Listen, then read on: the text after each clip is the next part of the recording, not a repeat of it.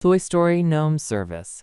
I work at the East Burbleton Municipal Dump. Glamorous, I know. 6 days a week. My job is to sort through trash, haul broken furniture, and keep raccoons from starting tiny fires again. Most days are dull and vaguely sticky, but last Tuesday, something strange happened.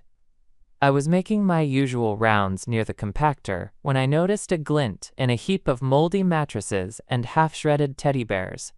It was a Toy Story DVD, but not just any DVD. The cover was wrong.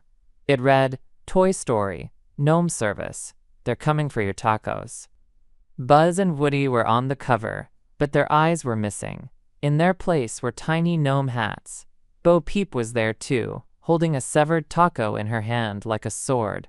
I should have tossed it in the e-waste bin, but my curiosity is about as weak as a grocery bag holding a gallon of milk and a frozen turkey. So I brought it to the break room and popped it into the ancient DVD player we use to watch reruns of Wheel of Fortune, the menu screen. There was no title screen, no options. It just started playing. The video was grainy, like someone filmed it off a potato. It opened with Woody standing in Andy's room, but everything was off. The walls were pulsating slightly, like they were breathing.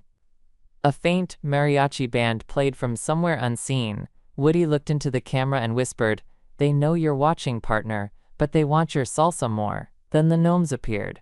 Tiny, porcelain-skinned creatures with long mustaches and surgical gloves. They marched out from under the bed, wielding tortilla presses and glowing red tongs. Woody didn't fight. He took off his own plastic hand and handed it to one gnome. "Make it extra crunchy," he said. The replacements. One by one, the toys lined up.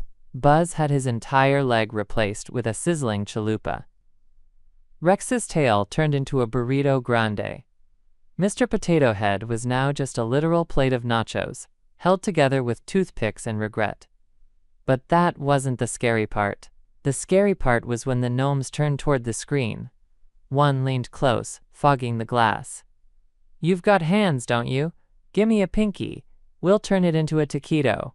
I laughed nervously, thinking it was some dark Pixar humor, until I looked down. My pinky? It was starting to feel warm. Too warm. The realization. The camera cut to Andy. Except it wasn't Andy. It was a full-grown man in a child's clothing, crying into a sombrero filled with guacamole. "They took my knees. They made them into burritos.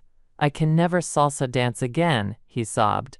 Behind him, Bo Peep laughed, her eyes now replaced with black olives. "Taco Tuesday never ends," she chirped. Then the screen went static, but the mariachi music kept playing. I ejected the DVD, or tried to. The tray refused to open. The screen flashed once more. A single message. "The gnomes are real. They're in your break room." The aftermath.